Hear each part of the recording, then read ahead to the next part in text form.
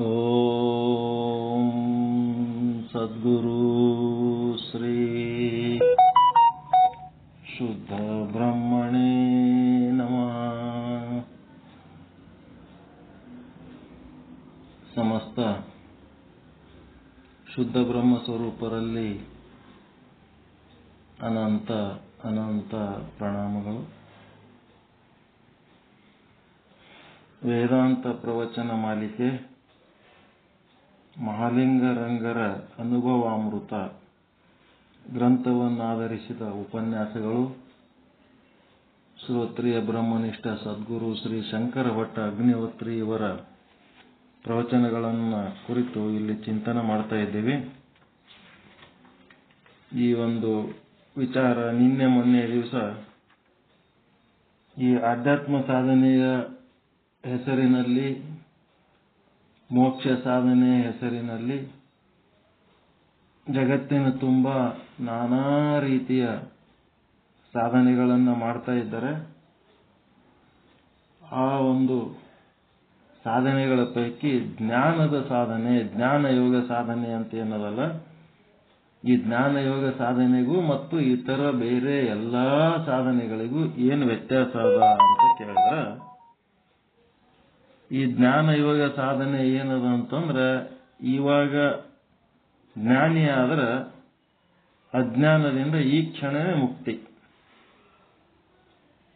ಜ್ಞಾನ ಹೆಂಗದ ಅಂತಂದ್ರೆ ಈಗ ಸದ್ಯ ನಗದಿ ಇದ್ದಂಗ. ಬೇರೆವೆಲ್ಲ ಏನದವಂದ್ರ ಪುಣ್ಯ ಸಂಪಾದನೆಯಾಗಿ ಆ ಪುಣ್ಯಗಳು ಪ್ರಾರಬ್ಧ ಕರ್ಮದ ಪಟ್ಟಿಯಲ್ಲಿ ಸೇರಿ ಈ ಜನ್ಮದಾಗೋ ಮುಂದಿನ ಜನ್ಮದಾಗೋ ಯಾವಾಗೋ ಕಾಲಾಂತರದಲ್ಲಿ, ದೇಶಾಂತರದಲ್ಲಿ ಅವುಗಳ ಫಲ ಸಿಗ್ತದ. ಆದರೆ ಜ್ಞಾನದ್ದೇನದ ಅಂತಂದ್ರೆ ಈ ಕ್ಷಣನೇ ಇಲ್ಲೇ ಅದರದು ಲಾಭ ಆಗ್ತದ, ಮೋಕ್ಷ ಆಗ್ತದ ಅನ್ನೋಂಥ ವಿಚಾರ ಹೇಳಿದರು. ಮತ್ತೆ ಜ್ಞಾನಿ ಆದರೆ ಏನಾಗ್ತದಂತಂದ್ರೆ ಅನಂತ ಜನ್ಮಗಳ ಪಾಪ ಯಾವುದು ಸುಟ್ಟು ಹೋಗಿ ಅದನ್ನ ಸಂಬಂಧ ಇರ್ಲಾರ್ದಂಗೆ ಆಗ್ತಾರ ಅಂತ ಹೇಳಿದ್ರು. ಮತ್ತೆ ಇಡೀ ವಂಶದೊಳಗ ಯಾರೋ ಒಬ್ಬರು ಜ್ಞಾನಿಗಳು ಆದರು ಅಂತಂದ್ರೆ ಆ ಜ್ಞಾನಿಗಳ ತಂದೆ ತಾಯಿಗಳು ಮತ್ತು ಬಂಧು ಬಳಗ ಕುಲ ಎಲ್ಲ ಪಾವನ ಆಗ್ತದ. ಅವರ ಒಂದು ಹಂತ ವ್ಯಕ್ತಿ ಆ ವಂಶದಾಗ ಹುಟ್ಟಿದ್ರೆ ಆ ವ್ಯಕ್ತಿಯಿಂದ ಇಡೀ ವಂಶನೇ ಪಾವನ ಆಗ್ತದ. ಮತ್ತೆ ಆ ವ್ಯಕ್ತಿ ಇರುವ ಊರು ಕ್ಷೇತ್ರವಾಗ್ತದ ಅನ್ನೋಂಥ ಮಾತು ಹೇಳಿ, ಒಂದು ಬಸವಾದಿ ಶರಣರು ವಚನಗಳಲ್ಲಿ ಒಂದು ಕಡೆ ಬರ್ತದ. ಏನಂತಂದ್ರೆ, ಎಲ್ಲವೋ ಎಲ್ಲವೋ ಪಾಪ ಕರ್ಮವ ಮಾಡಿದವನೇ, ಎಲ್ಲವೋ ಎಲ್ಲವೋ ಬ್ರಹ್ಮ ಹತ್ಯವ ಮಾಡಿದವನೇ, ಒಮ್ಮೆ ಶರಣೆನ್ನೆಲ್ಲವೋ ನಮ್ಮ ಕೂಡಲ ಸಂಗನ ಸಾನ್ನಿಧ್ಯಕ್ಕೆ ಒಮ್ಮೆ ಶರಣೆನ್ನೆಲ್ಲವೋ. ಒಮ್ಮೆ ಶರಣೆಂದೊಡೆ ಸಕಲ ಪಾಪ ಕರ್ಮಗಳು ಹರಿದು ಹೋಗುವವು.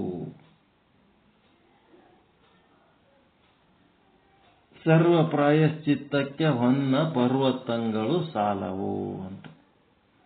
ನಾವು ಮಾಡಿದ ಪಾಪ ಕರ್ಮ ಎಷ್ಟದ ಅಂತಂದ್ರ ಹೊನ್ನ ಪರ್ವತನ ದಾನ ಮಾಡಿದ್ರೂ ಆ ಪಾಪ ಪರಿಹಾರ ಆಗಂಗಿಲ್ಲ. ಅದಕ್ಕೆ ನೀನೇನು ಒಂದು ಗುಂಜಿ ಬಂಗಾರನು ನೀ ದಾನ ಮಾಡೋದು ಬೇಕಾಗಿಲ್ಲ. ನಿನ್ನ ಪಾಪದ ಪ್ರಾಯಶ್ಚಿತ್ತ ಆಗಬೇಕಾದ್ರೆ ಒಮ್ಮೆ ಶರಣೆನ್ನೆಲ್ಲವೋ ನಮ್ಮ ಕೂಡಲ ಸಂಗನ ಶರಣನಿಗೆ ಒಮ್ಮೆ ಶರಣೆನ್ನೆಲ್ಲವೋ ಅಂತ. ಈ ರೀತಿಯಾಗಿ ನಾವು ಬ್ರಹ್ಮಜ್ಞಾನಿಗಳಾದೆವು, ಶಿವಜ್ಞಾನಿಗಳಾದೆವು ಅಂತಂದ್ರೆ ಆ ಪಾಪ ಎಲ್ಲ ಭಸ್ಮಾಗಿ ಹೋಗ್ಬಿಡ್ತದ. ಅದನ್ನ ಹೇಳಿದ್ರು ಅವರು. ಅದಕ್ಕೆ ಮೇರು ಪರ್ವತದಷ್ಟು ಸುವರ್ಣ ಬಂಗಾರ ದಾನ ಮಾಡು ಅಂತ ಹೇಳ್ತಾರ. ನಮ್ಮ ಪಾಪ ಕರ್ಮ ಎಷ್ಟದ ಅಂತ ನೋಡಿದ್ರೆ ಅಷ್ಟು ಪಾಪಕರ್ಮ ಹರಿಬೇಕಾದ್ರೆ ಇಷ್ಟು ಬಂಗಾರ ದಾನ ಮಾಡಬೇಕು. ಈಗ ಏನದ ಬಂಗಾರ ದಾನ ಮಾಡಕ್ಕೆ ಸಾಧ್ಯ ಇಲ್ಲ. ಅರ್ಧ ತೊಲಿ, ಕಾಲು ತೊಲಿ ಸಹಿತ ನಮಗೆ ದಾನ ಮಾಡಕ್ಕೆ ಸಾಧ್ಯ ಇಲ್ಲ. ಇಂಥ ಕಾಲ ಈಗ. ಅಂತ ದಾನ ಮಾಡುವವರಿದ್ದರೆ ಮಾಡ್ರಿ. ಬಂಗಾರ ದಾನ ಮಾಡಿ ಪಾಪದಿಂದ ಮುಕ್ತ ಆಗ್ತಿದ್ದಂದ್ರೆ ಆರಿ, ಏನು ತೊಂದರೆ ಇಲ್ಲ. ಆದರೆ ಈಗೇನದ ಪರಿಸ್ಥಿತಿ ಅಂದ್ರೆ ಅಷ್ಟು ಬಂಗಾರ ಅಲ್ಲ, ಕಲ್ಲು ಕೊಡ್ಲಿಕ್ಕೆ ಸಹಿತ ನಮ್ಮಲ್ಲಿ ಸಾಧ್ಯ ಇಲ್ಲ. ಕಲ್ಲು ಸಹಿತ ಕೊಡ್ಲಿಕ್ಕೆ ಆಗಂಗಿಲ್ಲ. ಅದರಂತೆ ದಾರುಣಿ, ಭೂಮಿ ದಾನ, ಚತುಸ್ಸಮುಗ್ರ ವಲಯಾಂಕಿತವಾದಂಥ ಇಡೀ ಭೂಮಿಯನ್ನೇ ದಾನ ಮಾಡಿದರೂ ಎಷ್ಟು ಪುಣ್ಯ ಬರುತ್ತದೆಯೋ, ಆ ಮೇರು ಪರ್ವತಕ್ಕೆ ಸಮಾನವಾದಂಥ ಬಂಗಾರ ದಾನ ಮಾಡಿದರೆ, ಅಸಂಖ್ಯಾತ ಗೋದಾನ ಮಾಡಿದರೆ ಏನು ಫಲ ಬರ್ತದಲ್ಲ, ಅಂತ ಫಲ ಏನದಂತಂದ್ರ ನಿಮಿಷಾರ್ಧ ಆತ್ಮಧ್ಯಾನ ನಿಷ್ಠರಿಗೆ. ಒಂದು ಅರ್ಧ ನಿಮಿಷ ಆತ್ಮದ ಧ್ಯಾನ ಯಾರು ಮಾಡ್ತಾರ, ಆತ್ಮದ ನಿಷ್ಠರು, ಬ್ರಹ್ಮನಿಷ್ಠರು ಅಂತಾರಲ್ಲ, ಆ ರೀತಿ ಯಾರು ಇರ್ತಾರ ಅವರಿಗೆ ಇಷ್ಟೆಲ್ಲ ಮಾಡಿದ್ದರ ಪುಣ್ಯದ ಫಲ ಬರ್ತದಂತ. ಏನೇನಂತ ಹೇಳ್ಯಾರಿಲ್ಲಿ? ಇಡೀ ಭೂಮಿ ದಾನ ಮಾಡಿದ್ರೆ ಎಷ್ಟು ಪುಣ್ಯ ಬರ್ತದ, ಮತ್ತೆ ಮೇರು ಪರ್ವತದ ಸಮಾನವಾದಂಥ ಬಂಗಾರ ದಾನ ಮಾಡಿದ್ರೆ ಎಷ್ಟು ಪುಣ್ಯ ಬರ್ತದ, ಮತ್ತೆ ಅಸಂಖ್ಯಾತ ಗೋದಾನ ಮಾಡಿದ್ರೆ ಎಷ್ಟು ಪುಣ್ಯ ಬರ್ತದ. ಅಷ್ಟೆಲ್ಲ ಪುಣ್ಯ ಇಲ್ಲಿ ನಮ್ಮ ಕೈ ಸೇರ್ತದ. ಎಲ್ಲಿ? ಅರ್ಧ ನಿಮಿಷ ಆತ್ಮಧ್ಯಾನ ಮಾಡಿದರೆ. ಎಷ್ಟು ಮಹತ್ವ ಅದ ಇದು ಅನ್ನೋದು, ಆತ್ಮಜ್ಞಾನ ಎಷ್ಟು ಮಹತ್ವದ ಅದ. ಇದನ್ನ ನಾವು ಪ್ರಾಕ್ಟೀಸ್ ಮಾಡಬೇಕು.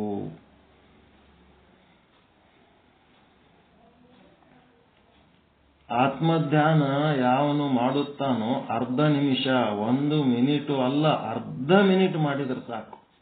ಯಾವಾತನು ಏಕಾಗ್ರ ಚಿತ್ತದಿಂದ ಆತ್ಮಸ್ವರೂಪವನ್ನು ಧ್ಯಾನ ಮಾಡುತ್ತಾನೋ ಅವನಿಗೆ ಎಲ್ಲ ದಾನ ಮಾಡಿದ ಫಲ ಒಲ್ಲೆ ಅಂದರೂ ಕೇಳುವುದಿಲ್ಲ, ಅವನಲ್ಲಿ ಬಂದು ಸೇರುತ್ತದೆ. ಅಂದರೆ ಜ್ಞಾನದ ಮಹತ್ವವನ್ನ ಇಲ್ಲಿ ಹೇಳುತ್ತಿದ್ದಾರೆ. ಏನ್ ಮಾಡ್ಬೇಕು ಹಿಂಗಾದ್ರೆ? ಒಂದು ಅರ್ಧ ನಿಮಿಷ ಆತ್ಮದ ಧ್ಯಾನ ಮಾಡೋದಕ್ಕ ಹೆಂಗ್ ಮಾಡ್ತೀರಿ?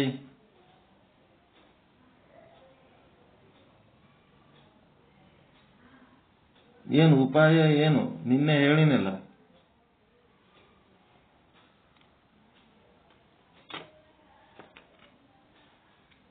ಬೆಳಿಗ್ಗೆಯಿಂದ ಸಂಜೆ ತನಕ ನೀವು ಆನಂದವಾಗಿ ಇರೋಂಥ ಪ್ರಸಂಗ ಇರ್ತದೇನು? ಸುಖ ಅಥವಾ ದುಃಖಗಳು ಬರ್ತಿರ್ತಾವ ಇಲ್ಲ? ಒಂದು ಸುಖಾರೆ ಬರ್ತಿರ್ತದ, ಒಂದು ದುಃಖಾರೆ ಬರ್ತಿರ್ತದ. ಏನಾರ ಬರ್ತಿರ್ತಾವ ಹಂಗೆ. ಅವು ಬಂದಂಗೆಲ್ಲ ನೀವು ಏನ್ ಮಾಡ್ತೀರಿ? ಅದಕ್ಕೆ ಪ್ರತಿಕ್ರಿಯಿಸ್ತೀರಿ. ಆ ಪ್ರತಿಕ್ರಿಯೆಗಳಿಂದ ಏನಾಗ್ತದ? ನೀವು ಒಂದಿಷ್ಟು ಸುಖರ ಅನುಭವಿಸ್ತೀರಿ, ಒಂದಿಷ್ಟು ದುಃಖರ ಅನುಭವಿಸ್ತೀರಿ ಆ ಪ್ರಸಂಗಗಳಿಂದ. ಯಾಕೆ ಹಂಗ್ಯಾಕೆ ಆಗ್ತದದು? ನಿಮ್ಮ ಸ್ವರೂಪ ನೀವು ಮರ್ತದ್ದಕ್ಕ, ನೀವು ಆಭಾಸನ ಸ್ವರೂಪ, ಜೀವನ ಸ್ವರೂಪದಲ್ಲಿದ್ದಕ್ಕ ಮಾನ ಅಪಮಾನ, ಲಾಭ ನಷ್ಟ, ಸುಖ ದುಃಖ ಅನುಭವಿಸ್ತೀರಿ. ನಿಮ್ಮ ಮೂಲ ಸ್ವರೂಪ ಏನದ? ಆತ್ಮಸ್ವರೂಪ. ಆತ್ಮದೊಳಗೆ ಲಾಭನೂ ಇಲ್ಲ, ನಷ್ಟನೂ ಇಲ್ಲ, ಮಾನನೂ ಇಲ್ಲ, ಅಪಮಾನನೂ ಇಲ್ಲ, ಸುಖನೂ ಇಲ್ಲ, ದುಃಖನೂ ಇಲ್ಲ. ಅದಕ್ಕೆ ನೀವು ಹೆಂಗಿರ್ಬೇಕು?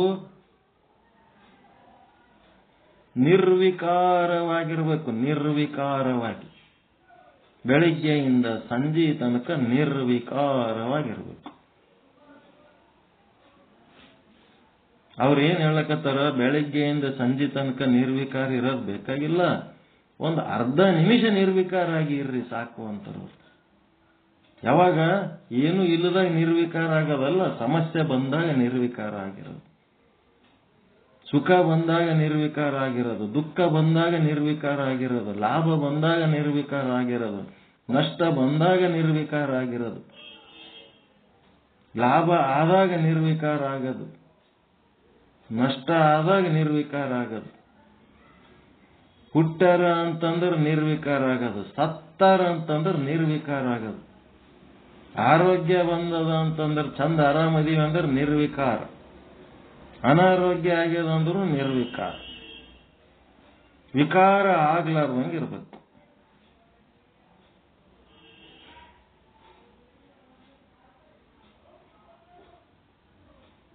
ವಿಕಾರ ಆಗ್ಲಾರ್ದಂಗೆ ಇರ್ಬೇಕಂತ ನೀವು ಹೇಳ್ತೀರಿ, ಆದ್ರೆ ಅದು ಹೆಂಗ್ ಸಾಧ್ಯ ರೀ ಅಂತಂದ್ರ, ವಿಕಾರ ಆಗ್ಲಾರ್ದಂಗೆ ಇರೋದಕ್ಕೆ ಏನಂತಾರ? ಅದಕ್ಕೆ ಸದ್ರೂಪ. ಸದ್ರೂಪ ಬ್ರಹ್ಮನ ಒಂದು ವಿಶೇಷಣ. ಯಾವುದು? ಸದ್ರೂಪ. ನಿರ್ವಿಕಾರವಾಗಿ ಇರು ಅಂತ ಹೇಳೋದು ಬಹಳ ಸುಲಭ, ಇರ್ಲಕ್ ಬರ್ಬೇಕಲ್ರಿ ಅಂತಂದ್ರೆ ಚಿದ್ರೂಪದಲ್ಲಿ ಇದ್ರೆ ಗೊತ್ತಾಗ್ತದೆ. ಅಹಂ ಬ್ರಹ್ಮ ಅಸ್ಮಿ ಅನ್ನೋದೇ ಚಿದ್ರೂಪ. ನಾನು ಶಿವ ಅದೇನೆ, ಶಿವೋಹಂ. ನಾನು ಆತ್ಮನಿದ್ದೇನೆ. ಈ ಮನ, ಬುದ್ಧಿ, ಚಿತ್ತ, ಇಂದ್ರಿಯ, ದೇಹ ಇವ್ಯಾವು ನಾನಲ್ಲ, ನಾನು ಆತ್ಮನಿದ್ದೇನೆ. ನಾನು ಆತ್ಮನಿದ್ದೇನೆ, ನಾನು ಬ್ರಹ್ಮನಿದ್ದೇನೆ ಅನ್ನಂಥದ್ದು ಚಿದ್ರೂಪತ್ವ ನಿಮ್ಮ ಹತ್ರ ಇತ್ತು ಅಂತಂದ್ರೆ ನೀವು ನಿರ್ವಿಕಾರ ಆಗಿರ್ತೀರಿ. ನಿಮ್ಮ ಚಿದ್ರೂಪತ್ವದಲ್ಲಿ ನೀವು ಇರಲಿಲ್ಲ, ಚಿದ್ರೂಪದ ಸ್ಥಿತಿಯಲ್ಲಿರಲಿಲ್ಲ ಅಂತಂದ್ರೆ ವಿಕಾರ ಹೊಂದುತ್ತೀರಿ.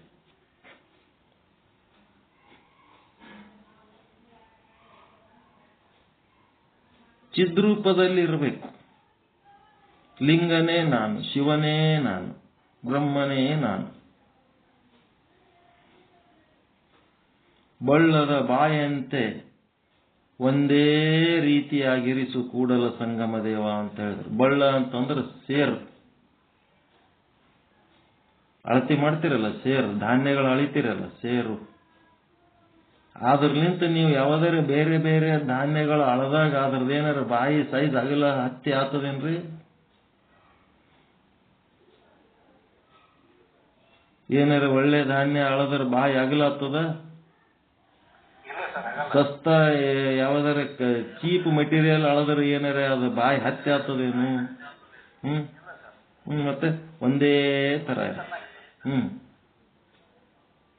ಹಂಗ ಒಂದೇ ತರ ಇರೋದು ರೂಢಿ ಮಾಡ್ಕೋಬೇಕು. ಅವು ಸಮಸ್ಯೆ ನಿಮ್ಮ ಒಳಗಿಲಿಂತ ಬಂದಿರ್ಬೋದು, ಹೊರಗಿಲಿಂತನೂ ಬಂದಿರ್ಬೋದು.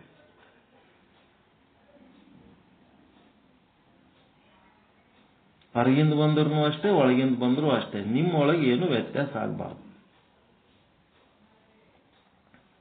ನಾ ಬ್ರಹ್ಮ, ನಾ ಆತ್ಮ ಅನಂತ ಒಂದು ನಮ್ಮ ಚಿದ್ರೂಪದ ಸ್ವರೂಪ ವಿಸ್ಮೃತಿ ಆಯ್ತಂತಂದ್ರೆ ನಾವು ಕಾಮ, ಕ್ರೋಧ, ಲೋಭ, ಮೋಹ, ಮದ, ಮತ್ಸರ ಎಲ್ಲ ಚಾಲು ಆಗ್ತವೆ. ಚಿದ್ರೂಪತ್ವದ ಒಂದು ಸ್ಮೃತಿ ಒಳಗೆ ಇದ್ದವನು ನಿರ್ವಿಕಾರಿಯಾಗಿರ್ತಾನೆ. ಈ ಚಿದ್ರೂಪವನ್ನ ದಾಟಿ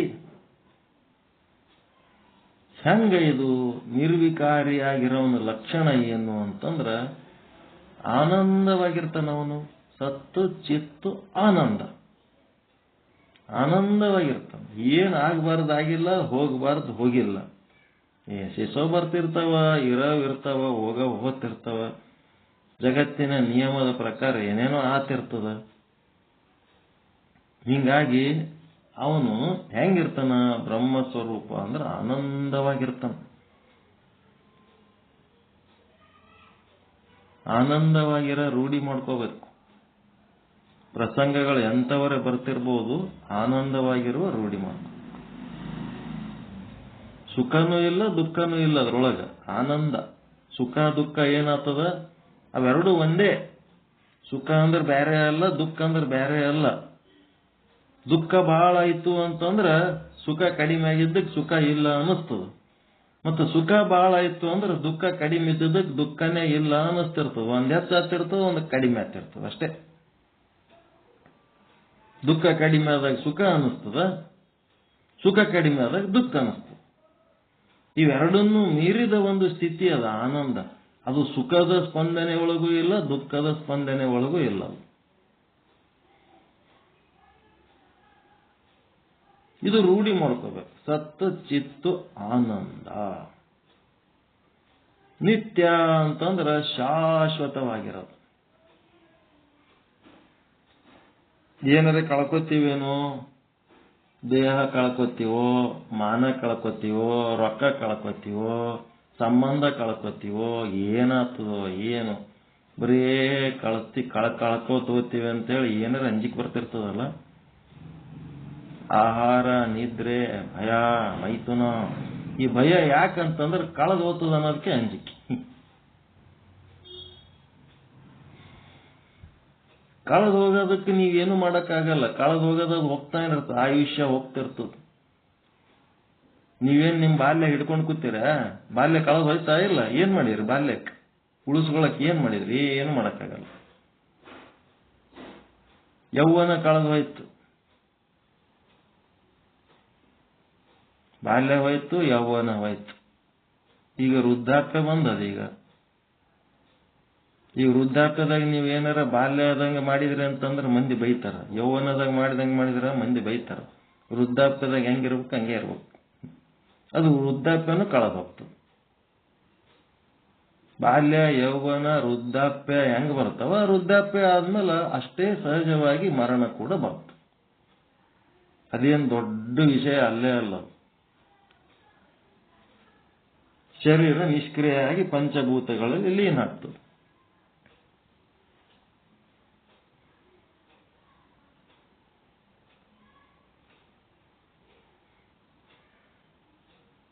ಏನ್ ಮಾಡ್ಬೇಕು?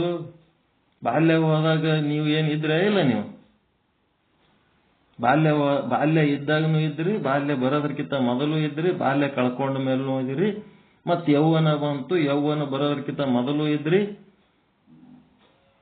ಯೌವನ ಇದ್ದಾಗನು ಇದ್ರಿ, ಯೌವನ ಹೋದ ಮೇಲೂ ಇದ್ರಿ, ವೃದ್ಧಾಪ್ಯ ಬರೋದಕ್ಕಿಂತ ಮೊದಲು ಇದ್ರಿ, ನೀವೇ ಇದ್ದಾರಲ್ಲ.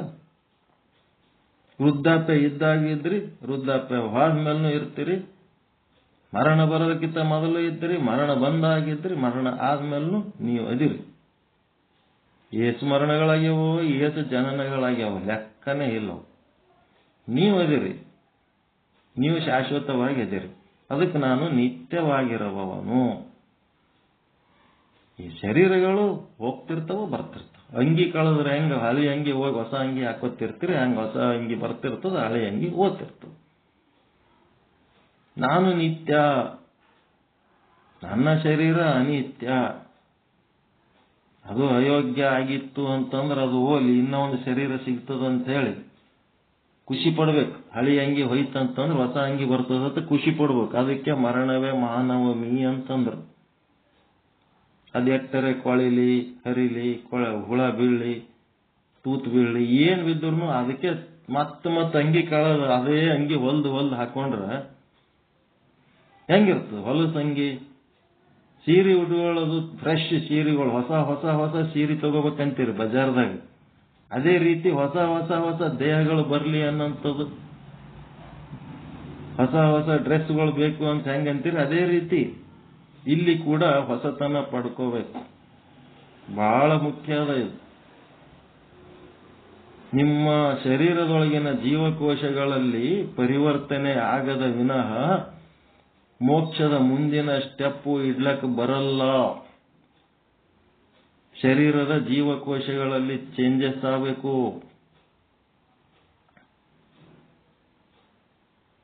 ನಿಮ್ಮದು ಟಿವಿ ಮೊದಲು ಎಂತದಿತ್ತು? ಫಸ್ಟ್ ಟಿವಿ ಬಂದಾಗ ಎಲ್ಲಕ್ಕಿಂತ ಮೊದಲ ಪಂಚಾಯತ್ಯಾಗ ಟಿವಿ ಇಡ್ತಿದ್ರು. ಹೋಗಿ ಟಿವಿ ಹಚ್ಚಿದ್ರು. ಎಲ್ಲರೂ ಟಿವಿ ಅಂದ್ರೆ ಒಳಗ್ ಮನುಷ್ಯರು ಕಾಣ್ತಾರಂತ, ಇನ್ನು ಬರೇ ರೇಡಿಯೋದಾಗ ಸೌಂಡ್ ಕೇಳ್ತಿತ್ತು, ಮನುಷ್ಯರು ಕಾಣ್ತಾರ ಅನ್ನ ಟಿವಿ ನೋಡ್ಲಕ್ ಓದ್ತಿದ್ರು. ಟಿವಿ ಒಳಗಿನ ನ್ಯೂಸ್ ಅಲ್ಲ, ಟಿವಿ ನೋಡ್ಲಕ್ ಓದ್ತಿದ್ರು. ಹೋಗಿ ಏನ್ ಮಾಡ್ತಿದ್ರು, ಟಿವಿ ಒಂದ್ ಅರ್ಧ ತಾಸು ಅದೇನೋ ನ್ಯೂಸ್ ಹಚ್ಚಿ ಅವ್ರು ಬಂದ್ ಮಾಡ್ಬಿಡ್ತಿದ್ರು ಪಂಚಾಯತಿಯವರು. ಇವರೆಲ್ಲ ಹೋಗಿ ಏನ್ ಮಾಡ್ತಿದ್ರು, ಟಿವಿ ಹಿಂದೋಗಿ ಗಣಿಕೆಕ್ ನೋಡಿ ಬರ್ತಿದ್ರು. ಅಲ್ಲಿ ಹಿಂದೋಗ್ಬೇಕು, ಯಾರೋ ಕೂತ್ ಹೇಳ್ತಾಳೇನೋ ನ್ಯೂಸ್, ಅಲ್ಲಿ ಯಾರೋ ಹೋಗ್ಬೇಕು ಬಂದು ಕೂತಿರ್ತಾಳ ಅನ್ನಂಗ್ ಕಾಣಿಸ್ತಿರ್ತಿತ್ತು. ಹೋಗಿ ಗಣಿಕೆಕ್ ಬರ್ತಿದ್ರು. ಅಂತ ಟಿವಿ ಮನ್ಯಾಗ ಬಂತು, ಸಣ್ಣದಿತ್ತು, ಬ್ಲ್ಯಾಕ್ ಅಂಡ್ ವೈಟ್ ಇತ್ತು. ಆ ಬ್ಲ್ಯಾಕ್ ಆ್ಯಂಡ್ ವೈಟ್ ಟಿವಿ ಮತ್ತೇನಾಯ್ತು, ಸ್ವಲ್ಪ ದೊಡ್ಡದು ಬಂತು. ಅದ್ರಾಗ ಮತ್ತೆ ಕಲರ್ ಟಿವಿ ಬಂತು, ಸಣ್ಣದು ಬಂತು. ಅದ್ರಾಗ ಒಂದು ರಿಮೋಟ್ ಕಂಟ್ರೋಲರ್ ಬಂತು, ಬಟನ್ ಹೋಗ್ತದೆ ಇಲ್ಲ ಅದ್ರಾಗ ರಿಮೋಟ್. ಮತ್ತು ಅದ್ರಾಗೆ ದೊಡ್ಡದು ಕಲರ್ ಟಿವಿ ಬಂತು. ಈಟ್ ದಪ್ಪ, ಈಟ್ ಎತ್ತರ, ಈಟ್ ಉದ್ದ, ಅದು ಎತ್ತಲಕ್ಕೆ ಬರೋ ಇಬ್ಬರು ಕೂಡಿ ಎತ್ತಬೇಕು ಅಂತ ಟಿವಿ ಬಂತು. ಈಗ ನೋಡಿದ್ರೆ ಕನ್ನಡಿ ಇದ್ದಂಗೆ ಸುಮ್ಮನೆ ಗಾಡಿಗೆ ಸಿಗಿಸಿದ್ರೆ ಬರಂತೈತಿ. ಅಲ್ಲಿ ಇಲ್ಲಿ ತನಕ ನೀವು ನೋಡ್ತಾ ಇರೋದು ಬರೀ ದೃಶ್ಯಗಳು, ಶಬ್ದಗಳು ಅಷ್ಟೇ ಇಲ್ಲ ಅದ್ರೊಳಗೆ, ಮತ್ತೇನಾರ ಅದಾವ ಅಲ್ಲಿ. ಸಣ್ಣ ಟಿವಿನೂ ಅದೇ ದೃಶ್ಯ ಅದೇ ಶಬ್ದ, ದೊಡ್ಡ ಟಿವಿನೂ ಅದೇ ದೃಶ್ಯ ಅದೇ ಶಬ್ದ. ಹೌದಲ್ರಿ? ಮತ್ತೇನ್ರ ಹೊಸವೇನಾರ ಅದಾವ ಅದ್ರಾಗ? ಈಗ ನಿಮ್ ಮನೆಗೆ ಅವೆಲ್ಲ ಟಿವಿ ಸ್ಟಾಕ್ ಅದಾವಿಲ್ಲ, ಹಳಿವು ಹೊಸವು. ಹಳಿ ಟಿವಿಗಳು ಅವೆಲ್ಲ ಇಟ್ಟಿರಿಲ್ಲ ಒಂದ್ ಕಡೆ ಸೈಡಿಗೆ. ಅವ ಟೆಕ್ನಿಷಿಯನ್ ಬಂದಾಗ ಈ ಹಳಿ ಟಿವಿ ಅದ, ಈ ಟಿವಿ ಸಾಮಾನುಗಳು ಏನಾರ ಇದಕ್ ಬರ್ತಿದ್ದು ಅಂದ್ರೆ ಹಾಕಪ್ಪ ಅಂತಂದ್ರ ಆ ಒಂದು ಟಿವಿ ಸಾಮಾನು ಇನ್ನೊಂದು ಟಿವಿಗೆ ಬರ್ತದೇನು? ಬರೋದಿಲ್ಲ. ಅದೇ ರೀತಿ ಇದು ಟೆಕ್ನಾಲಜಿ, ಪ್ರಕೃತಿಯ ಟೆಕ್ನಾಲಜಿ, ಈ ದೇಹವನ್ನ ತಯಾರು ಮಾಡುವಂತ ಟೆಕ್ನಾಲಜಿ ಏನದಲ್ಲ, ಮಂಗ್ಯನಿಂದ ಮಾನವ ಅಂದ ಕೂಡ್ಲೇನೆ ಮಂಗ್ಯಂದ ಯಾವ್ದಾರೆ ಒಂದು ಇವನ್ ಎಲುಬು ಮುರಿತಂದ್ರೆ ಮಂಗ್ಯನ ಎಲುಬು ಇವನಿಗೆ ಹಾಕ್ಲಕ್ ಬರ್ತದೇನು? ಮಂಗ್ಯನ ರಕ್ತ ಇದಕ್ಕೆ ಹಾಕ್ಲಕ್ ಬರ್ತದೇನು? ಮಂಗ್ಯನ ಶರೀರದೊಳಗೇನೋ ಏನಾರ ಅವಯವಗಳು ಇವನಿಗೆ ಉಪಯೋಗ ಅದಾವೇನು?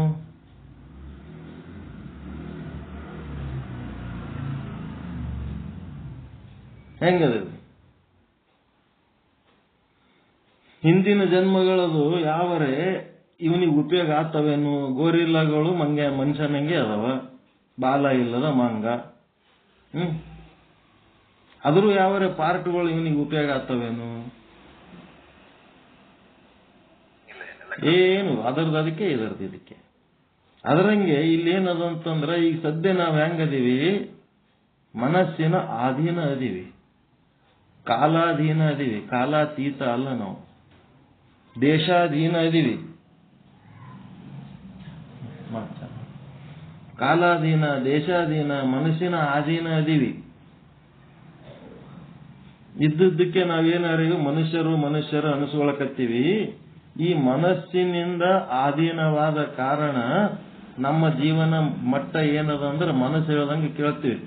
ನಮ್ಮೊಳಗೆ ಒಂದು ಕಲ್ಪನೆ ಅದ, ಮನಸ್ಸು ನಮ್ಮ ಕಂಟ್ರೋಲ್ನಾಗ ಬರ್ಬೇಕಂತೇಳಿ ನಮಗೆ ಕಲ್ಪನೆ ಅದ. ನಾವು ಹೇಳ್ದಂಗೆ ಮನಸ್ಸು ಕೇಳಿದ್ರೆ ಅದು ಅಧ್ಯಾತ್ಮ ಸಾಧನೆ ಆಗ್ತದ. ಮತ್ತು ಮನಸ್ಸು ಹೇಳ್ದಂಗೆ ನಾವು ಕೇಳಿದೆವು ಅಂದ್ರೆ ಅದು ಸಂಸಾರ ಸಾಧನೆ ಆಗ್ತದ ಅಂತೇಳಿ ಎಲ್ಲರಿಗೂ ಗೊತ್ತದ. ಆದ್ರೆ ನಾವು ಹೇಳ್ದಂಗೆ ಮನಸ್ಸು ಕೇಳ್ಬೇಕಾದ್ರೆ ಈ ಶರೀರ ಏನದಲ್ಲ, ಈ ರೀತಿಯಾದ ಶರೀರ ಇಟ್ಟುಕೊಂಡು ನಾವು ಹೇಳ್ದಂಗೆ ಮನಸ್ಸು ಕೇಳಂದ್ರೆ ಕೇಳಂಗಿಲ್ಲ. ಅತಿ ಮಾನಸ ಜೀವಿಗಳಂತ ಮುಂದೆ ಹುಟ್ಟಿ ಬರ್ಲಕತ್ತಾರ. ಮುಂದಿನ ಜನರೇಷನ್ ಮಂಗನಿಂದ ಮಾನವ ಹೆಂಗ್ ಬಂದಾರಲ್ಲ, ಈ ಮನುಷ್ಯರದೊಳಗೆ ಸೂಪರ್ ಮ್ಯಾನ್ಗಳು ಬರ್ಲಕತ್ತಾರ. ಅವ್ರದ್ದು ಹೆಂಗಿರ್ತದಂದ್ರ ಮನಸ್ಸು ಅವ್ರು ಹೇಳ್ದಂಗೆ ಕೇಳ್ತಿರ್ತದ, ಅಂತ ಜನ ಬರ್ಲಕತ್ತಾರ. ಈಗ ನಮ್ಮ ಕಣ್ಣೆದ್ರೆ ಈಗ ನಮ್ಮ ಜನರೇಷನ್ ಒಂದು 25-30 ವರ್ಷ ವ್ಯತ್ಯಾಸ ಆಗಿದ್ಮೇಲೆ ಮೊದಲಿನವರು ಮದುವೆ ಆಗ್ಲಿಲ್ಲ ಅಂತಂದ್ರೆ ಎಷ್ಟು ಒದ್ದಾಡ್ತಿದ್ರು ಗೊತ್ತಾ? ಮದುವೆ ಆಗ್ಲಿಲ್ಲ ಹುಡುಕ್ಯಾಡಿ ಎಲ್ಲಿದಾರ ಒಂದು ಹಿಡಿದು ಮದುವೆ ಮಾಡ್ತಿದ್ರು. ಈಗಿನ ಹೊರ ಕನ್ಯೆಗಳಿಗೆ ಕೇಳ್ರಿ, 25, 30, 35, 40 ಅದಾರ. ಮದುವೆ ಆದ್ರಾಗ್ಲಿ ಬಿಟ್ರು ಬಿಡ್ಲಿ ಅದೇನು ಅನಿವಾರ್ಯ ಇಲ್ಲ ಬಿಡ್ರಿ ಅಂತೇಳಿ ಮನಸ್ಸನ್ನ ದಾಟ್ಯಾರ ಇಲ್ಲ ಅವ್ರು.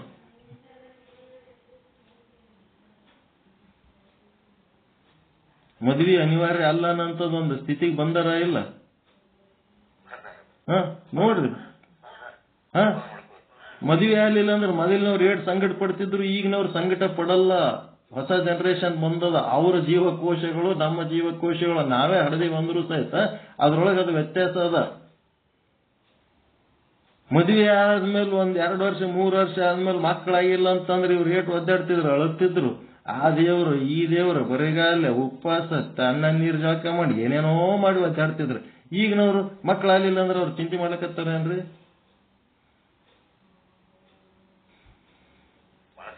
ಹೊಸ ಜನರೇಷನ್ ಇಂಥವೆಲ್ಲ ಕೆಲ್ಸಕ್ಕೆ ಬರ್ಲಾರ್ದ ಚಿಂತೆಗಳು ಇಲ್ಲ ಅವ್ರಿಗೆ. ಆರಾಮಿರೋದು, ಆನಂದವಾಗಿರೋದು.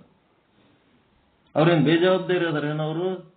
ನಮ್ಕಿಂತ 1000 ಪಟ್ಟು ಹೆಚ್ಚು ಸಂಬಳ ಆದವ್ರಿಗೆ, ನಮ್ಕಿಂತ 1000 ಪಟ್ಟು ಹೆಚ್ಚು ಬುದ್ಧಿ ಅದ. ಅಂದ್ರ ಪ್ರಜ್ಞೆ ಬೆಳೀತಾ ಇದೆ, ಪ್ರಜ್ಞೆ ಬೆಳೀತಾ ಇದೆ, ಪ್ರಜ್ಞೆ ಬೆಳೀತಾ ಇದೆ. ಯಾವುದಕ್ಕೆ ಮಹತ್ವ ಕೊಡಬೇಕು ಅದಕ್ಕೆ ಮಹತ್ವ ಕೊಟ್ಟು, ಯಾವುದಕ್ಕ ಸಹಜವಾಗಿ ನಡೆದ್ರೆ ನಡೀಲಿ, ಬಿಟ್ಟರೆ ಬಿಡ್ಲಿ, ಅದ್ರ ಬಗ್ಗೆ ತಲೆ ಕೆಡಿಸ್ಕೋಬಾರದು ಅಂತೇಳಿ ಏನ್ ಜೀವನ ಮಾಡ್ಲಕತ್ತಾರಲ್ಲ, ಈ ಮೊದಲಿನ ಜೀವಿಗಳಿಗಿಂತ ಈಗಿನವರು ಶ್ರೇಷ್ಠ ಜೀವಿಗಳದಾರ. ನಾವು ನಮ್ಮ ಅವ್ವ ಅಪ್ಪ ಎಲ್ಲಿ ಹೇಳ್ತಾರ ಅಲ್ಲಿ ಕೇಳದಲ್ಲಿ ಎಲ್ಲಿ ಸಾಲಿಗೆ ಹಚ್ಚಾರ ಸಾಲಿಗೆ ಓದಿವಿ, ಏನ್ ನೌಕರಿಗೆ ಹಚ್ಚಾರ ನೌಕರಿ ಮಾಡಿವಿ, ಎಂತ ಹೆಣ್ಣು ತೋರಿಸಿ ಮದುವೆ ಮಾಡ್ಯಾರ ಅಂತವ್ ಮಾಡ್ಕೊಂಡಿವಿ. ಈಗಿನವ್ರಿಗೆ ಹಚ್ಚಿರ ನೋಡಮ್ಮ, ಏನಾರ ನಾ ಹೇಳ್ದಂಗೆ ಕೇಳಂತ, ನಾವ್ ಹೇಳ್ದಂಗೆ ಕೇಳಂತಾರ ಅವ್ರು. ನೀವ್ ಹೇಳೋದೇನು ಹೇಳ್ತೀರಿ? ಅವ್ರು ಗೌರ್ಮೆಂಟ್ ಆರ್ಡರ್ ಪಾಸ್ ಮಾಡಿದ್ರೆ, ಹೊರ ಕನ್ಯೆ ಪಸಂದ್ ಮಾಡಿದ್ರೆ ಇವರು ಲಗ್ನ ತಯಾರು ಮಾಡ್ಬೇಕು. ಇವ್ರು ಏನ್ರ ಕಾರ್ಬಾರ್ ಮಾಡಿಕೆ ಇದನ್ನೇ ಮಾಡ್ಕೊ ಅದನ್ನೇ ಮಾಡ್ಕೊ ಅಂತಂದ್ರೆ ಹೆಣ್ಣು ಕೇಳಲ್ಲ, ಗಂಡು ಕೇಳಲ್ಲ. ಪ್ರಜ್ಞೆಯ ಮಟ್ಟ ಜಾಗೃತ ಆಗ್ಲಕತ್ತವ, ಜಾಗೃತ ಆಗಿ ಆನಂದದ ಕಡೆ ಹೋಗ್ಲಕತ್ತವ. ಬಹಳ ಸಮೃದ್ಧಿಯ ಕಾಲ ಇದು, ಆನಂದದ ಕಾಲ ಇದು.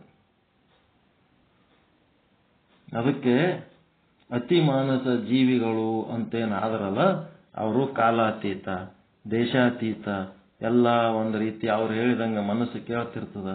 ಎಲ್ಲಿಗೆ ಹೋಗಂದ್ರೆ ಹೋಗ್ತದ, ಬಾ ಅಂದ್ರೆ ಬರ್ತದ, ಏನು ಮಾಹಿತಿ ತಿಳ್ಕೊ ಅಂದ್ರೆ ತಿಳ್ಕೊತದ. ಇಲ್ಲೇ ಕುಂತಲ್ಲೇ ಮೊದಲಿನ ಪುರಾಣದಾಗ ಅದು ಕೇಳ್ತಿರ್ಬೋದು ನೀವು. ಜ್ಞಾನ ದೃಷ್ಟಿಲಿಂತ ಅಲ್ಲೇನ್ ನಡೆದದ ನೋಡ್ಕೊಂಡು ಬಂದ್ರು ಅಂತ ಹೇಳಕ್ಕೆ ಕೇಳಿರಿ. ನಮ್ಮ ದೇಶದಾಗ ಅದು ಅದ ಟೆಕ್ನಾಲಜಿ. ಈ ಸದ್ಯಕ್ಕೆ ಇಲ್ಲ. ನಾವು ಮೊಬೈಲ್ ಅನ್ನೋಂಥದ್ದು ಒಂದು ಏನ್ ಮಾಡೀವಿ, ವಿಡಿಯೋ ಕಾಲ್ ಮಾಡಿ ಅಲ್ಲೇನ್ ನಡೆದದ ನೋಡ್ತೀವಿ. ಮುಂದಿನ ದಿನಮಾನದೊಳಗೆ ಈ ಮೊಬೈಲ್ನು ಹೋಗ್ಬಿಡ್ತದ. ಸುಮ್ಮನೆ ಅಂಗೈ ಒಳಗೋ ಅಥವಾ ಬ್ರೇನಿನೊಳಗೋ ಸ್ವಲ್ಪ ಆಲೋಚನೆ ಮಾಡಿ ಆ ನಂಬರ್ಗಳ ನೆನೆಸಿದ್ರೆ ಸಾಕು, ಅದು ಕನೆಕ್ಷನ್ ಸಿಕ್ಬಿಡ್ತದ. ಮುಂದೆ ಅಂಥದ್ದು ಬರ್ಲಕತ್ತದ ಕಾಲ. ಈ ಇನ್ಸ್ಟ್ರೂಮೆಂಟ್ಸ್ ಹೋಲಕತ್ತವೆಲ್ಲ. ಈಗ ನೋಡ್ರಿ, ಬ್ಯಾಂಕಿನಾಗ ರೊಕ್ಕ ಎಣಿಸ್ತಿದ್ರು, ಅದು ತಾನೇ ಎಣಿಸ್ಕೊಡ್ಲಕತ್ತದ. ನೋಡಿರಿಲ್ಲ, ರೊಕ್ಕ ಎಣಿಸೋದು ಮಷಿನ್ ತಾನೇ ಎಣಿಸ್ತದ. ರೊಕ್ಕ ಹಾಕ್ಲಕ್ಕ ಇದನ್ನು ತಗೋತದ, ಮತ್ ಬೇಕಂದ್ರೆ ಕೊಡ್ತದ. ಒಬ್ಬ ಕ್ಯಾಶಿಯರ್ ಮಾಡೋ ಕೆಲಸ ಎಲ್ಲ ಮಷಿನ್ ಮಾಡ್ಲಕತ್ತ.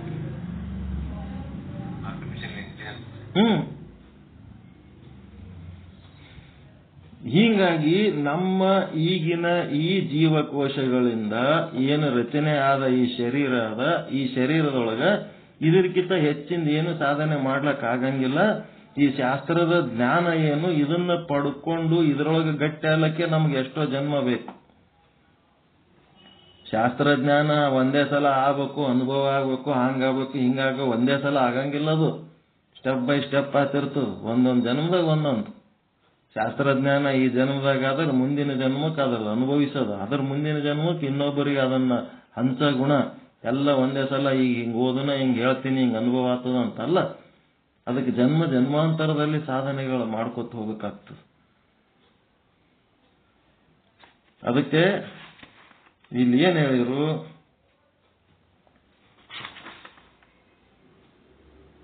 ಅಂತ ಒಂದು ನಾನು ಶಾಶ್ವತವಾಗಿ ಇರುವವನು ಅಂತೇಳಿ ನಿತ್ಯ ನಾನು ಮತ್ತಿನ್ನೇನದ ಪರಿಪೂರ್ಣ ನಾನು, ಇದು ಅನುಭವ ನಮಗ್ ಬರಬೇಕು. ನಾನು ಪರಿಪೂರ್ಣ. ನನ್ನ ಸುತ್ತಮುತ್ತ ಏನದವ ವಸ್ತುಗಳು, ಏನು ಜೀವಿಗಳದವ, ಅವೆಲ್ಲವೂ ಒಂದೇ ವಸ್ತುವಿನಿಂದ ಮಾಡ್ಯಾವ.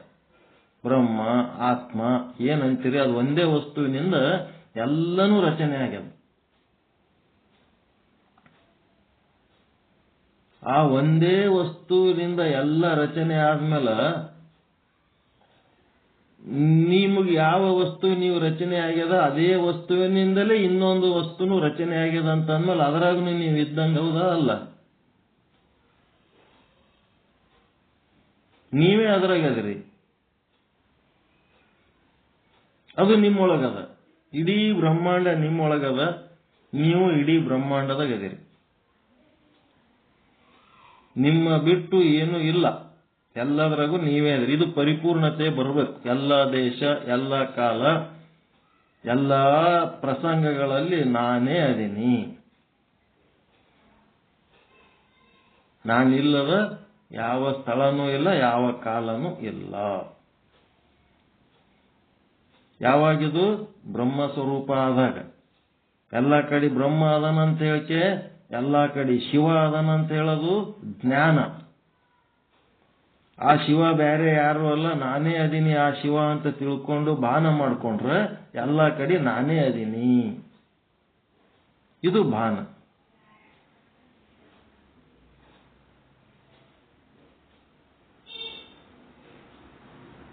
ಜ್ಞಾನಕ್ಕ ಭಾನಕ್ಕ ಇರೋ ವ್ಯತ್ಯಾಸ ಇದೆ. ಪರಮಾತ್ಮ ಹೆಂಗದನಂತೇಳಿ ವರ್ಣನ ಮಾಡಿ ಪರಮಾತ್ಮನ ಬಗ್ಗೆ ಸಾವಿರಾರು ಮಾತುಗಳು ಆಡೋದು ಜ್ಞಾನ. ನಿಜಗುಣ ಶಿವಯೋಗಿಗಳ ಸಾಹಿತ್ಯದೊಳಗೆ ಏನದ? ಜ್ಞಾನ. ಅವ್ರ ಜ್ಞಾನನೇ ಅಂತಾರ, ಅದಕ್ಕೆ ಶಾಸ್ತ್ರನೇ ಅಂತಾರ. ವಿಚಾರ ಸಾಗರದೊಳಗೆ ಏನದ? ಭಾನ. ಆ ಬ್ರಹ್ಮ ನಾನೇ ಅದೀನಿ, ನಾನೇ ಸದ್ರೂಪ, ನಾನೇ ಚಿದ್ರೂಪ, ನಾನೇ ಆನಂದ ರೂಪ, ನಾನೇ ನಿತ್ಯ ರೂಪ, ನಾನೇ ಪರಿಪೂರ್ಣ ರೂಪ.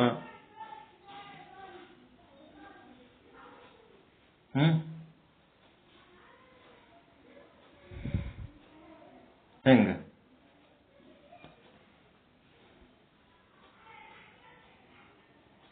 ಎಷ್ಟಾಯ್ತು? 6:13 ಆಯ್ತಲ್ಲ.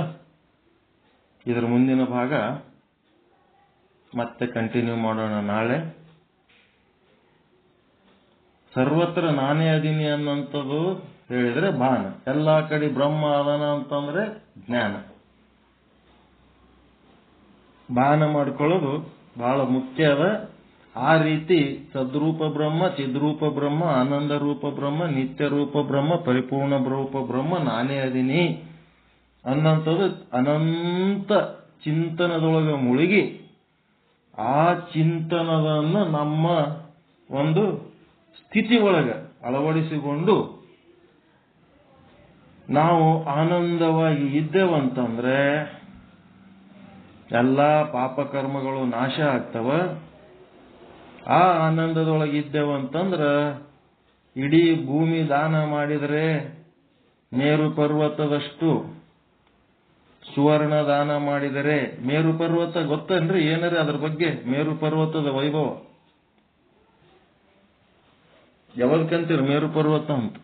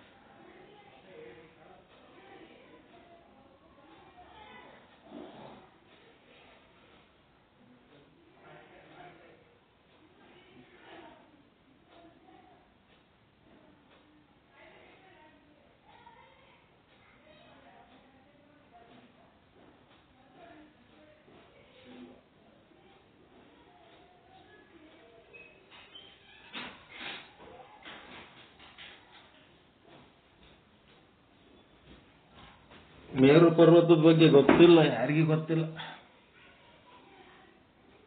ಎಲ್ಲ ಪರ್ವತಗಳದ ಶಿಖರ ಎಲ್ಲಿ ಅದ? ಮ್ಯಾಲಿರ್ತದ, ತೆಳಗಿರ್ತದ?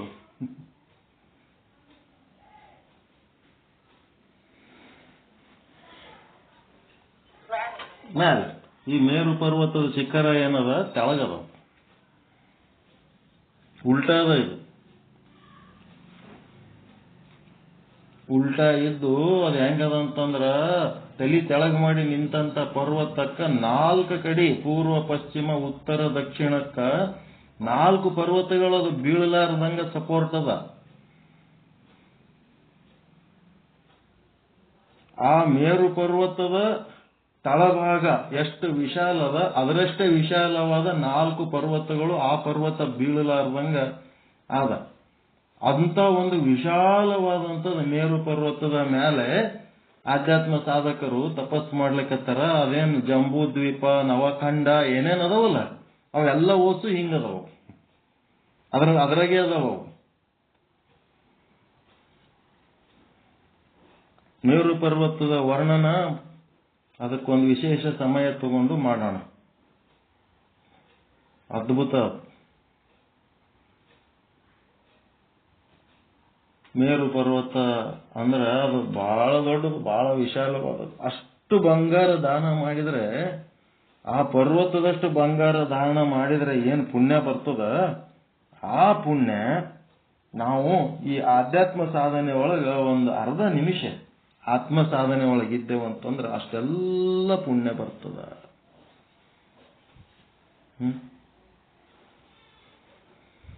ಹೆಂಗದ್ರಿ?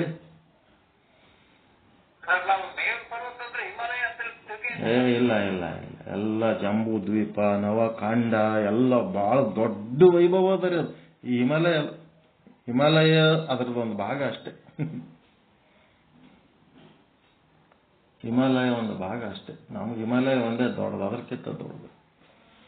ಹೇಳ್ತೀನಿ, ಎಲ್ಲ ಹೇಳ್ತೀನಿ. ಜಂಬೂ ದ್ವೀಪ ಅಂದ್ರ ಒಂದು, ಆ ಮೇರು ಪರ್ವತದಲ್ಲಿ ಒಂದು ನೀಲದಣ್ಣಿನ ಗಿಡ ಅದ. ಆ ನೀಲದಣ್ಣಿನ ಗಿಡದ ಕಾಯಿ ತೆಳಗ ಬಿದ್ದು ಒಂದು ಪರ್ವತ ಎಲ್ಲ ನೀಲಿ ಬಣ್ಣ ಅದ. ಹೀಗಾಗಿ ಅದಕ್ಕೆ ಜಂಬೂ ದ್ವೀಪ ಅಂತಾರ. ಜಂಬೂ ದ್ವೀಪ. ಯಾರು ಹೇಳೋರಿಲ್ಲ ಕೇಳೋರಿಲ್ಲ, ಸುಮ್ಮನೆ ಎಲ್ಲೇ ಒಂದು 4 ಏನಾರ ಶ್ಲೋಕ ಓದ್ಕೊಂಡು ನಾವು ಶಾಣ್ಯರಾತ್ರಿ ಒಂದು ಪೂರ್ತಿ ಮೂಲ ಸಿದ್ಧಾಂತ ಓದ್ಬೇಕ್ರಿ. ವೇದ, ಆಗಮ, ಉಪನಿಷತ್ತು, ಶಾಸ್ತ್ರ, ಪುರಾಣ, ಇತಿಹಾಸ ಅವೆಲ್ಲ ಓದ್ಕೊಂಡು ಹೋದಾಗ ಏನು ಮಾಡ್ಲಿಕ್ಕಾಗಿಲ್ಲ ಅಂತಂದ್ರ ಏನ್ ಮಾಡ್ಬೇಕು? ಭಾಗವತ ತಗೊಂಡು ಬಂದು ಕುಂದಿರ್ಬೇಕು. ಭಾಗವತನ ಸಣ್ಣದ ಶಾಬಾದಿ ಮಠ ಅವ್ರದ್ದು ಒಂದು 100 ರೂಪಾಯಿ ಕೊಟ್ಟು ತಗೊಳ್ಳೋದಲ್ಲ, 1000 ಗಟ್ಟಲೆ ಕಿಮ್ಮತ್ತಿಂದ ದೊಡ್ಡ ವಾಲ್ಯೂಮ್ಗಳು ಇರ್ತಾವ. ಅವು ತಗೊಂಡು ಓದ್ಬೇಕು. ಎಲ್ಲ ಅದ್ರಾಗಿರ್ತಾವ. 18 ಪುರಾಣ ಓದೋದು ಒಂದೇ, ಭಾಗವತ ಓದೋದು ಒಂದೇ. ಅದಕ್ಕೆ ಹೇಳ್ತೀನಿ, ಬ್ಲೂ ಪ್ರಿಂಟ್ ಕೊಡ್ತೀನಿ ಭಾಗವತದ್ದು ಬ್ಲೂ ಪ್ರಿಂಟ್. ಅದು ಅಷ್ಟು ಸ್ಟಡಿ ಮಾಡ್ಬೇಕಾದ್ರೆ ಟೈಮ್ ಭಾಳ ತಗೋತದ. ಒಂದು ಬ್ಲೂ ಪ್ರಿಂಟ್ ಸ್ಟಾರ್ಟ್ ಮಾಡ್ತೀನಿ ಅಂತ ಹೇಳಕತ್ತೀನಿ. ಅದಕ್ಕೆ ಸಮಯಾವಕಾಶ ಯಾವಾಗ ಬರ್ತದೇನೋ, ಆದಷ್ಟು ಬೇಗ ಬರಲಿ ಅಂತ ಪ್ರಾರ್ಥನೆ ಮಾಡ್ರಿ. ಯಾವಾಗ ಸಿಗ್ಬೇಕು ಸಿಗ್ತದ ಅದರ ಜ್ಞಾನ. ಸಮಯ ಬಹಳ ಇತ್ತು, ಕ್ಷಮಿಸಬೇಕು. ಡೈಲಿ ಒಂದೊಂದು ವಿಶೇಷವಾದ ಕಾರ್ಯಕ್ರಮಗಳಿರ್ತವೆ. ಆ ಕಾರ್ಯಕ್ರಮ ಮುಗಿದ ಮೇಲೆ 6 ಗಂಟೆ ತನಕ ಈ ಒಂದು ವೇದಾಂತ ಸಿದ್ಧಾಂತ ಇರ್ತದೆ. 6 ಗಂಟೆ ನಂತರ ಟೀ ಟೈಮು, ಟೀ ಬ್ರೇಕ್ ಎಲ್ಲ ಮುಗಿಸ್ಕೊಳ್ರಿ. ಮನ್ಯಾಗ ಅಡಿಗೆ ಅವು ಏನೇನು ಮಾಡಾವೆಲ್ಲ ಮಾಡಿ ಮತ್ತೆ 8:30 ಸುಮಾರಿಗೆ ಮತ್ತೆ ಬಂದು ಪಾಠಕ್ಕೆ ಜಾಯ್ನ್ ಆಗ್ರಿ. ಎಲ್ಲರಿಗೂ ಒಳಿತಾಗಲಿ, ಎಲ್ಲರಿಗೂ ಶುಭವಾಗಲಿ. ಪರಮಾನಂದ ಪ್ರಾಪ್ತಿ ಭವ, ಸರ್ವ ದುಃಖ ನಿವೃತ್ತಿ ಭವ, ಇಷ್ಟಾರ್ಥ ಸಿದ್ಧಿರಸ್ತು, ಯಶಸ್ವಿ ಭವ, ಯಶಸ್ವಿ ಭವ. ಜೈ ಶುದ್ಧ ಬ್ರಹ್ಮ, ಜೈ ಜೈ ಶುದ್ಧ ಬ್ರಹ್ಮ. ಓಂ ಶಾಂತಿ ಶಾಂತಿ ಶಾಂತಿ. ಶರಣು ಶರಣಾರ್ಥಿ. ಶರಣು.